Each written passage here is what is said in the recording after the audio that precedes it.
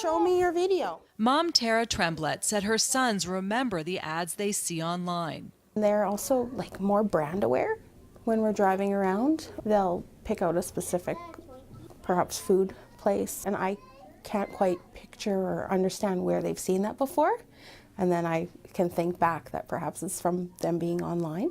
The Heart and Stroke Foundation says food advertising and marketing to kids, especially online, is a huge problem.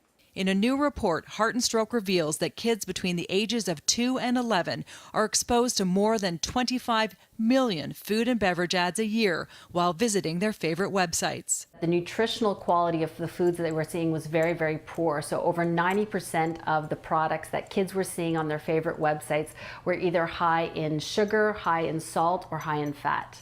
And they believe that's linked to the skyrocketing rates of childhood obesity in Canada. We know that food and beverage marketing affects children's food preferences. Over 1 year, they studied internet data for popular kid sites, and the ads appeared not just on games, but educational sites too. Nathan Singh is an 18-year-old university student and dedicated to being healthy. But it wasn't always this way. In middle and high school, when his parents weren't around, he says he was influenced by food marketing and advertising, especially for processed food. All of these foods high in sodium, fat, and sugar. There were vending machines with chips and diet soda. Before he knew it, he gained 50 pounds. Quebec is the only province to legislate food advertising targeting youth. For the rest of the country, it's a voluntary system.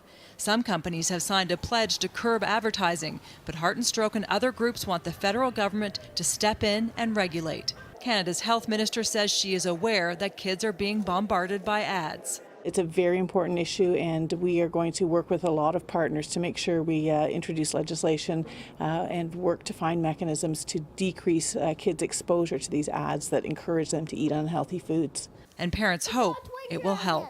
Alison Vushnik, Global News, Toronto.